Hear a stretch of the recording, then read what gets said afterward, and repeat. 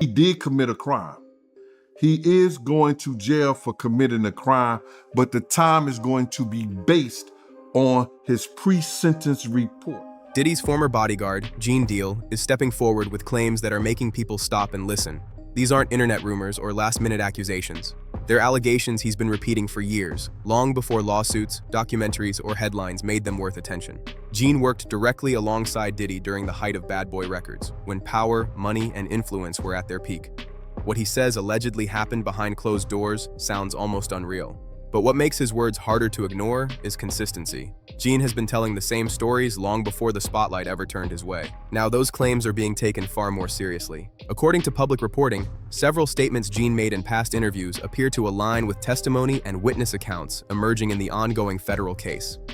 That overlap has sparked difficult questions about what may have been known, by whom, and how long certain behavior went unchecked. Gene has also questioned why action wasn't taken sooner, suggesting troubling behavior may have been recognized within certain circles years before any major steps were taken. That delay continues to raise eyebrows as the case moves forward. He's also referenced situations involving others from the same era, pointing to stories that circulated privately for years but were never fully addressed publicly. Some accounts involve people who tried to speak out and were later no longer around to continue their side.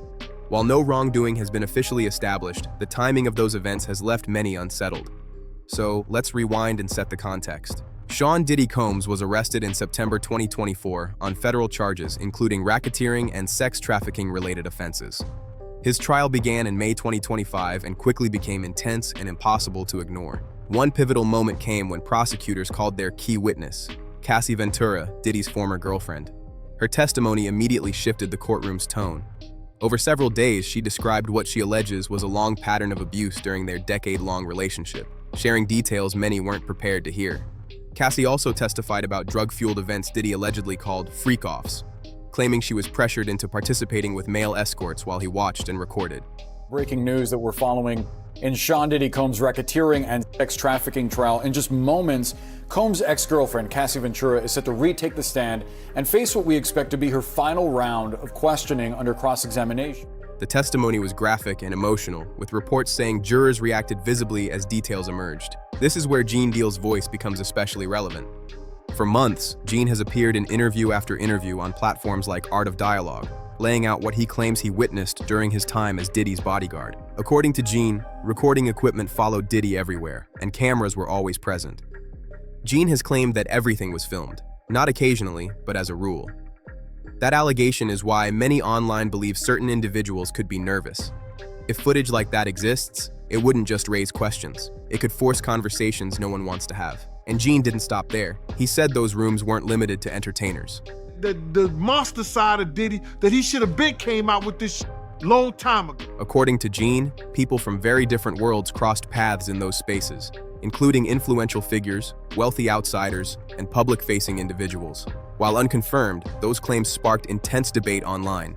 So the question becomes this: what exactly did Gene Deal witness firsthand during his years as Diddy's bodyguard? Because Gene wasn't just a random security guard in the background. Gene Deal was Diddy's personal bodyguard during the peak of Bad Boy Records in the late 90s and early 2000s, a loud, fast-moving era in hip-hop. He was present during some of the most controversial moments of that time and has spoken about them openly in multiple interviews. Gene has said he was there the night Biggie Smalls was killed, and during the 1999 nightclub shooting involving Shine. According to him, these aren't secondhand stories. He says he witnessed events as they unfolded, which is why his perspective carries weight. He's also described routines from that era, claiming security would wait outside while Diddy handled personal matters tied to private gatherings. Gene has said certain arrangements were handled through intermediaries, allegedly to keep activities from being directly connected on paper. But the most unsettling part of Gene's account isn't about parties or logistics. It's about the music industry itself. Gene has said that Diddy wasn't always the person the public later came to know. In his view, Diddy changed after being exposed to how power operates at the highest levels of the business, and those lessons reshaped him. Gene used a vivid comparison to explain that shift. He said Diddy was relatively small in scale in New York, but after expanding into places like California and Miami, he became something much bigger. According to Gene, that transformation wasn't accidental. It was learned behavior, shaped by people who already understood how the industry works behind the scenes. This is where the story turns darker, because Gene Deal isn't the only former bodyguard speaking out. Another former security figure, known publicly as Big Homie CC, also came forward with claims that drew immediate attention. In a May 2025 interview on Piers Morgan Uncensored, Big Homie made a series of alarming statements about his experiences. Big Homie claimed he suffered multiple serious health incidents he believes were not random, pointing to toxicology reports showing harmful substances and noting he experienced pneumonia more than once. He emphasized these were his personal medical experiences and interpretations. To be clear, Big Homie did not directly accuse Sean Combs, or anyone else, of causing his health issues.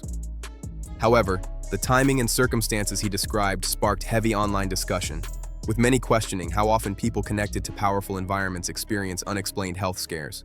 Big Homie also addressed challenges around witness availability in high-profile cases, claiming some individuals who initially cooperate later become unavailable for various reasons. While he offered no verified details, his comments added to the broader discussion about how unpredictable cases like this can be. According to Big Homie, trials of this scale often come with unexpected developments, leading many to follow each court update closely. Then came one of the most emotional moments of the trial. During her testimony, Cassie Ventura reportedly broke down multiple times as she described the violence she says she endured throughout the relationship. She testified that Sean Combs was allegedly physically abusive, detailing repeated incidents that left the courtroom silent and shaken. Surveillance video of the hotel assault is the most important piece, but now we're seeing the prosecutors use some other pieces of evidence, selfies, text messages, emails, things that were on Cassie Ventura's phone because they want the jury to believe her unconditionally. When asked how often the violence occurred, Cassie responded with two words that froze the room: too frequently. Prosecutors also presented surveillance footage from a 2016 incident at the Intercontinental Hotel in Los Angeles. The video, shown to the jury and later circulated publicly, reportedly had an immediate impact. According to testimony, it shows Diddy confronting Cassie in a hotel hallway, visuals described as deeply disturbing. Former hotel security guard Eddie Garcia then took the stand, adding another layer of tension. He testified that after the incident, Diddy allegedly paid him $100,000 for the only copy of that footage, a claim that became a major focus for prosecutors, raising questions about accountability and intent. Another witness, Dawn Richard of 1080 Kane, also testified, reinforcing the prosecution's case. She told the court she allegedly witnessed Diddy physically assault Cassie in 2009 and said the incident left her terrified and unsure whether it was safe to intervene. That fear, Dawn explained, stayed with her long after and shaped how she moved in the industry. But there's another story Gene Deal has shared that many people rarely discuss. Gene described a strange moment he claims occurred shortly before Diddy's 1999 court verdict in the nightclub shooting case. On the way to court, Diddy allegedly told the driver to stop in Central Park, where a man was already waiting. According to Gene, Diddy approached the man, dropped to his knees, and smoke or incense began filling the area. Gene later said he believes it may have been sage and that the man appeared to be praying while holding a Bible and placing his hands on Diddy. He has emphasized that this was his personal observation, not an established fact. Gene also claimed the man instructed Diddy to release a white bird from a cage. Diddy allegedly did so, ending the moment in a way Gene described as symbolic and unsettling, especially given the timing, which he says was just hours before Diddy was acquitted. The story later appeared in a Hulu documentary centered around Shine. While it sounds hard to believe, Gene has said parts of the account were acknowledged by others familiar with that time period. That's why the moment continues to resurface years later. Not as fact, but as a story that refuses to disappear. Gene also spoke about how conflicts were allegedly handled behind the scenes at Bad Boy Records. According to Gene, when people challenged authority or didn't cooperate, pressure was sometimes applied. He referenced former Bad Boy president Kirk Burroughs, who reportedly held a significant ownership stake, alleging intimidation was used to force him into signing away his rights. Gene described a scenario in which Kirk was allegedly threatened during a car ride meant to send a clear message. While he later noted some details may have been exaggerated online, Gene maintained the intent was clear. Kirk ultimately signed documents believing his ownership stake would later be restored after a business deal involving Clive Davis. According to public records and past interviews, that restoration never happened, and the shares were not returned. Gene also briefly addressed the death of Kim Porter, Diddy's former partner, who died in 2018 from what was officially reported as lobar pneumonia. No wrongdoing has ever been established. However, Gene said that in his personal view, there may still be unanswered questions from that period, while acknowledging that no evidence has confirmed anything beyond the official findings. Here's something few people are talking about. Gene Deal has said he is willing to testify if authorities call him. In an interview with Art of Dialogue, he made it clear he isn't hiding and is prepared to take the stand to answer questions about Diddy's relationship with Kim Porter and other serious matters he believes the public should understand. Gene emphasized that he has always followed proper steps and made his choices carefully, saying he didn't act emotionally or recklessly before speaking out. Despite the backlash, Gene said he doesn't regret speaking openly. He referenced the song Money, Power, Respect, explaining that respect should come first, and that he believes Diddy allowed money and power to distort that balance, a view that resonates with those who understand street codes. There's good people out in this world. There's still some good people in law enforcement. There's still some good people in the government that's going to make sure that he don't think he got that power. There's another case that continues to raise questions. A former bodyguard known as Uncle Ron Smith, once posted a video making serious allegations, suggesting that Jay-Z and Diddy were connected to the death of Biggie Smalls. What shocked many was the timing. Within 24 hours of the video going public, Uncle Ron reportedly passed away under circumstances that raised even more questions. No official wrongdoing has been proven, but the timing alone left many unsettled. The circumstances surrounding his passing were never fully explained, which is why the story continues to resurface and refuse to fade from public discussion. Gene Deal has also been asked whether he fears for his own safety after speaking out.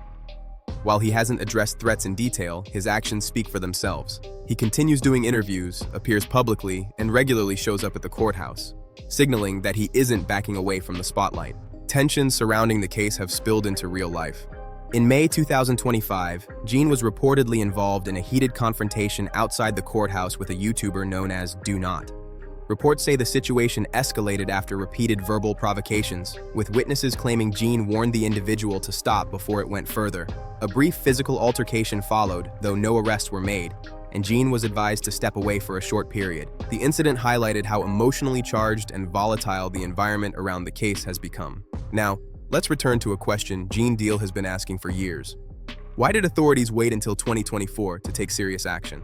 In an interview with Art of Dialogue, Gene questioned why troubling behavior wasn't stopped earlier, a concern that has grown louder as many believe it may have been known within certain circles for years. Why the delay? Why now? That unanswered question remains one of the most critical pieces of this entire puzzle. Big Homie CC echoed similar concerns during his appearance on Piers Morgan Uncensored. He said that as the trial moves toward critical moments, strange events have begun to unfold, claiming witnesses have disappeared and key figures are now surrounded by questionable circumstances. There are several people who were initially named to be witnesses. They just magically disappeared because, News Nation had reached out to me to do an interview about this. The timing has many questioning why authorities took so long to act. Much of the focus centers on one factor: power. At the height of his career, Diddy wasn't just a music executive, he was one of the most influential figures in the industry. Gene Deal has stated that powerful and highly influential individuals were often present at Diddy's private gatherings. When influence runs that deep, accountability can be delayed and answers harder to reach. Everything began to shift in November 2023, when Cassie Ventura filed her civil lawsuit. That moment broke the silence and gave others the confidence to speak up. Then came the release of the 2016 hotel surveillance footage. Once the public saw it, opinions shifted rapidly. Cassie filing this lawsuit. She get the top 3 lawyers in New York City. Pressure intensified, scrutiny increased, and the situation could no longer be ignored. As of now, Diddy's trial remains ongoing, with prosecutors continuing to present evidence. According to Gene Deal, the weight of sitting through hours of testimony day after day could eventually become overwhelming. Gene has speculated that the pressure alone might push Diddy toward cooperation, possibly even discussions around a plea agreement. But Gene has also said that any such outcome would be far from a clean exit. Given the seriousness of the charges and the scope of the case, even a deal could still carry heavy consequences and wider implications. That's why, according to Gene, some powerful people may be hoping this situation stays contained. Because if cooperation happens and more names are brought into the conversation, this case could grow far beyond one individual. As for Gene Deal, he's become a symbol of someone willing to speak openly, regardless of the backlash.